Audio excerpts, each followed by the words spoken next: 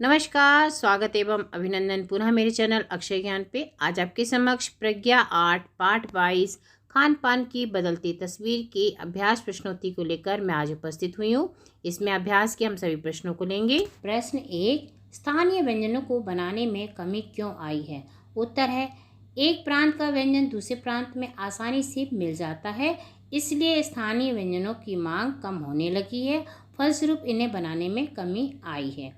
प्रश्न दूसरा, आज़ादी के बाद से नौकरियों तबादलों का नया विस्तार हम किस रूप में देखते हैं?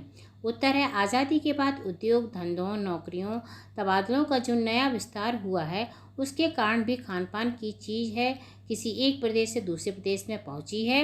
बड़े शहरों के मध्यम वर्ग के स्कूलों में जब दोपहर के वक्त बच्चों के टिफ़िन डिब्बे खुलते हैं तो उनसे विभिन्न प्रदेशों के व्यंजनों की खुशबू उठती है।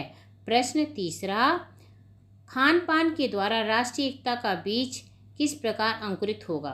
हम खान पान से भी एक दूसरे को भली भांति जानते हैं। खान पान की नई संस्कृति हमें राष्ट्रीय एकता के लिए नए बीज भी मिल सकते हैं।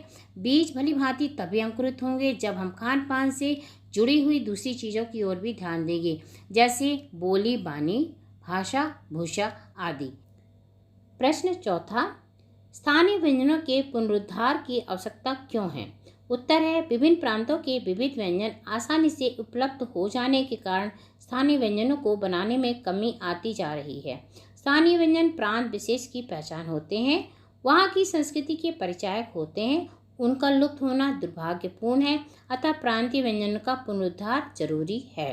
प्रश्न 5, हम खान पान की मिश्रित संस्कृति का भरपूर आनंद क्यों नहीं ले पा रहे हैं?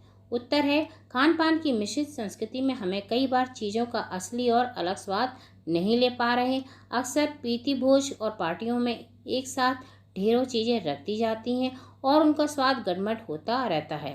खान पान की मिश्रित या विभिन्न संस्कृति हमें कुछ चुनने का अवसर देती है, हम उसका प्रायः लाभ नहीं उठा पा रहे हैं।